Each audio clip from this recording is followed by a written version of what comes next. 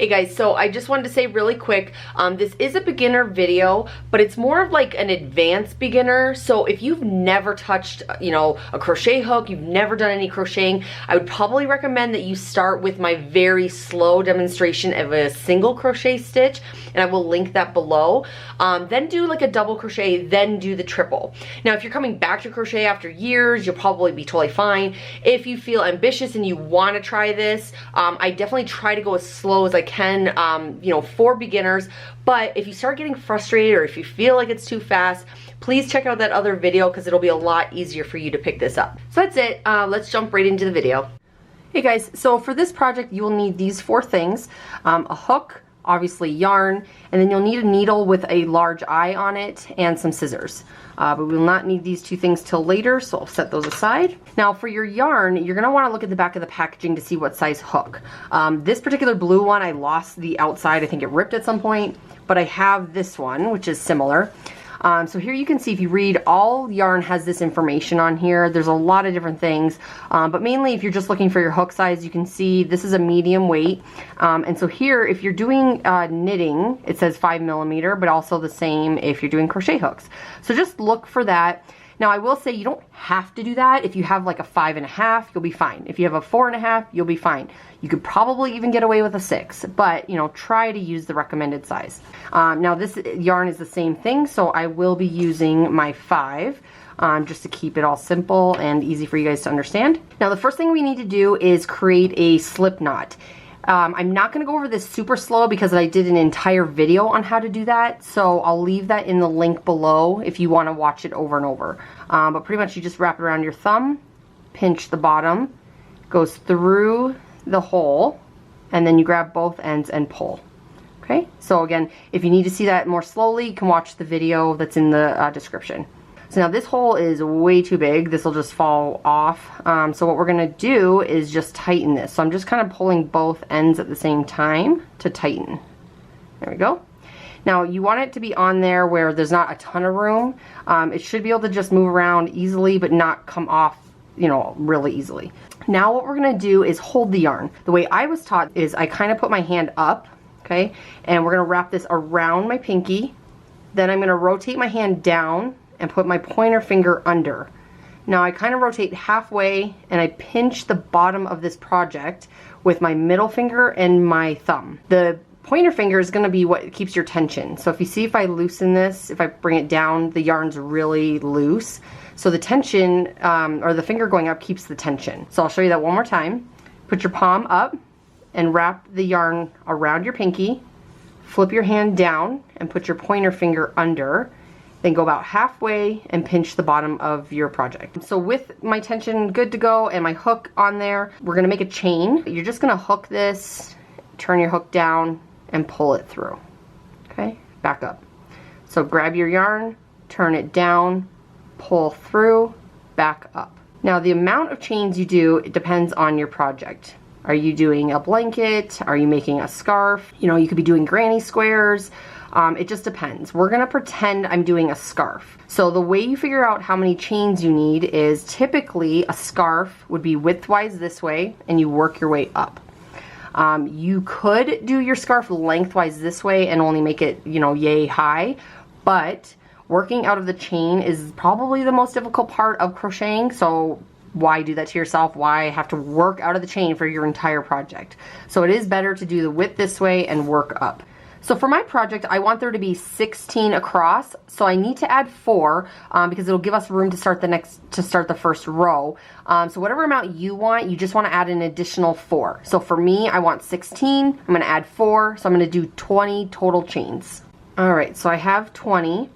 And what we're going to do is, the project was this way, okay? And you always want to work from your right to your left. So I'm going to rotate this over, so I am going right to left again.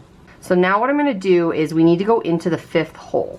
So to explain where the holes are, if you kind of look at this project, you can see they almost look like V's. So it's like this, okay?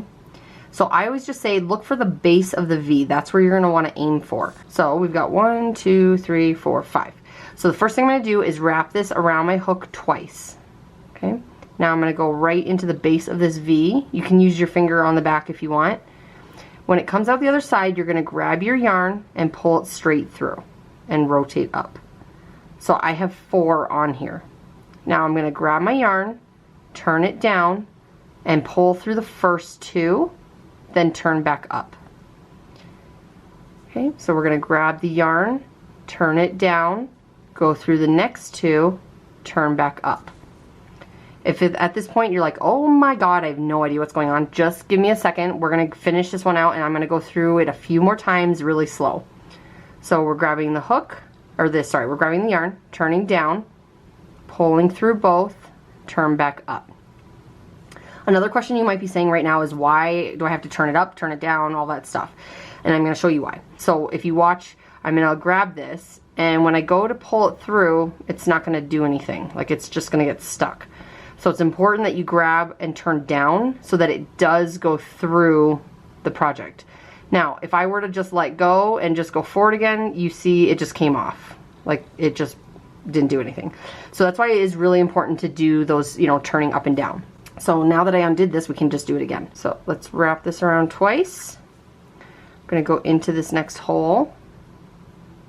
When it comes out the other side, you're going to hook and make sure the hooks is facing down. Pull through just the 1. Now if you rotate your work, it makes it a little bit easier because you want it to look like this. So now I'm going to grab, turn down, pull through the first 2, turn up. We're going to grab the yarn, turn down, pull through the first 2, turn up. Last one, grab your yarn, turn down, pull through the last 2, turn up. Here's the next one. Don't worry about all these holes and stuff like that. This is actually pretty normal because you're doing a triple, so it's a really long post. It will, though, as you do your project, it kind of like all scrunches together. Now, whatever size hook you use will determine this as well. If you use a really small hook, you would actually have less spacing. If you use a much larger hook, you'll have more spacing. So let's do this one more time. Around twice. We're going into this next hole. Okay, it comes out the other side. You should have 4. So now we're going to hook our yarn, make sure it's down, pull through just the first one, rotate up. You still have 4. Now we're going to grab the yarn, rotate down, go through the first 2, rotate up. Grab your yarn, rotate down, pull through the next 2, rotate up. Grab your yarn, rotate down, pull through the next 2, rotate up. So I'm just going to keep doing that until I get to the end, and then I'll show you guys how to start the next row. Alright, so now I'm done, and what I do recommend if you are a beginner, I even do this as, you know, more advanced, count them to make sure you have the right amount. So here's our first one. So we've got 1, 2, 3, 4, 5, 6, 7, 8, 9, 10, 11, 12, 13, 14, 15, 16. So that's perfect. So before we rotate our work, because we always want to go from right to left, I do need to chain 4. So we're just going to grab and pull through as 1, 2, 3, 4. And what this does is it gives us our first post on the next row. So now I will rotate. So now what we're going to do is the same thing, but we're going to go right here at the base of this in the hole. So I'm going to hook twice, and then we're going to go right here into this base. And this is going to be so much easier now that you have something to hold on to. But we're going to hook our yarn and pull it through, turn back up. Okay, and then I'm just pushing this work to rotate it. So now we have 4. You're going to hook. So then you're going to hook and pull through the first 2, rotate up. Okay, then we're going to grab the yarn, rotate down, pull through the next 2, rotate up. Then we'll grab the yarn, rotate down, pull through the last 2, rotate up. And there's our next post. So let's do that again. We're going to wrap it around twice, and then right there is where we're going. So we're going to put the hook in there. When it comes out the other side, you're just going to grab the yarn and pull it back through with the hook facing down. Rotate back up. So now we have 4. So I'm going to grab the yarn, rotate it down, pull through the first 2, rotate back up. Grab the yarn, rotate down, pull through the next 2, rotate up. Okay. And last one, grab the yarn, rotate it down, pull through the last two. Oh, I'm getting stuck there. Rotate up. So you saw how before, like you can see how spaced out this is right here at the top, but look at the bottom one. It's a lot more squished. So don't worry about what that looks like. As you keep going, it will straighten out. If you are a beginner, just think of this, just do like a small section just to practice. Who cares if it goes crooked? Who cares if it, you know, gets twisted or doesn't look exactly like this? The whole point is you just need to practice this stitch. When I was teaching my daughter, she had the same problem, and I said just keep going, and by the time she got to like the 5th or 6th row, it was like perfect. It looked exactly like this. The first 5 rows were a hot mess, but she just kept going and she got better and better. So you just want to keep going. All right, let me do this one last time and then I'll show you again how we go to the next row. So around twice, we're going to go right into that hole, which is the next one. When it comes out the other side, you're going to hook and pull it through. Make sure the hook is facing down, then rotate it up. Okay, you're going to grab the yarn and rotate it down. We're going to pull it through the first two, rotate your hook up. Then we're going to grab the yarn, rotate down, go through the next two, rotate up. Then we'll grab the yarn, rotate down, pull it through the last two, rotate up.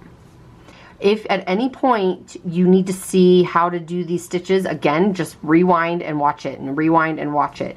That's the best thing to do. All right, so we got to the end, and what we're gonna do is we're gonna count again just to make sure we're good.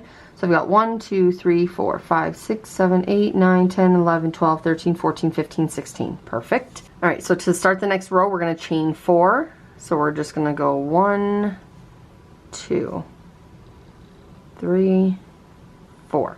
Okay, we're going to rotate our work because we want to go right to left, and then we just do it again. So wrap around twice.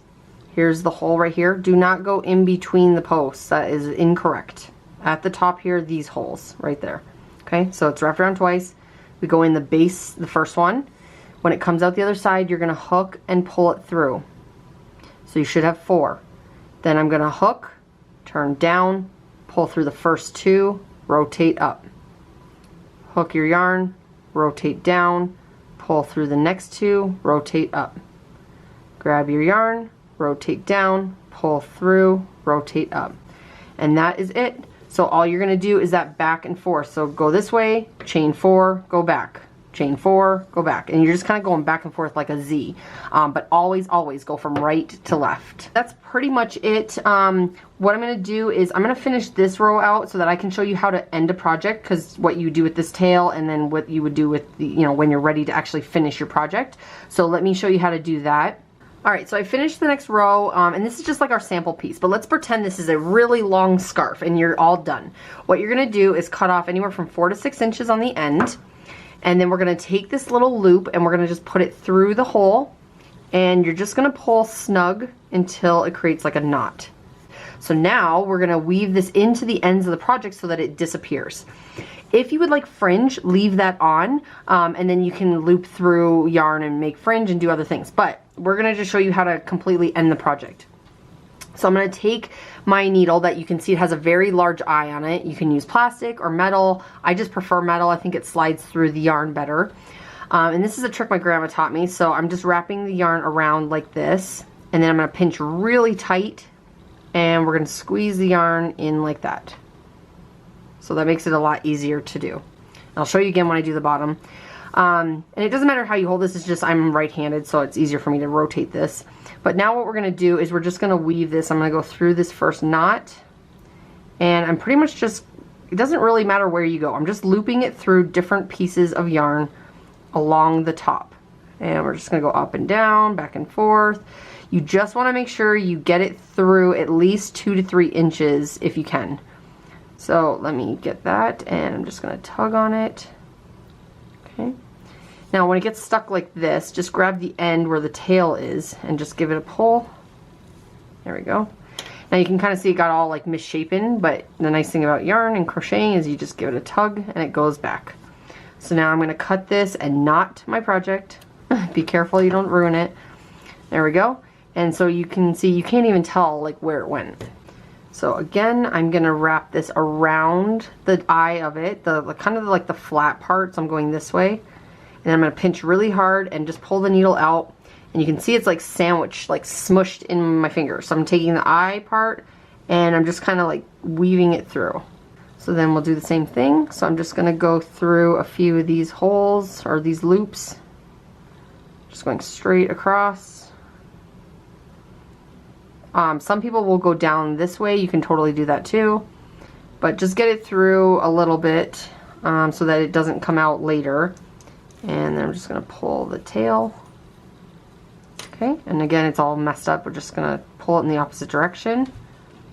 And we'll cut this off. There we go. So now it's all done. So that's how you do a triple crochet stitch. If you guys run into any problems, please leave me comments and reach out, because I am checking those on a daily basis and I'll definitely help you through it. This one you can see is more spacious, so if you don't like stuff like that, I would try to do like a single crochet or maybe a double. But this one will go faster if that's what you're looking for, because the posts are so much longer. But yeah, that's it for today's video. Hope you enjoyed it. So that's it for today's video. I hope you guys liked it, and if you did, please give me a thumbs up. Also, don't forget to leave me comments below if you have any questions or run into any problems. And if you're new to my channel, don't forget to subscribe and then hit this bell so you're alerted when I upload a new video. And I'll talk to you later.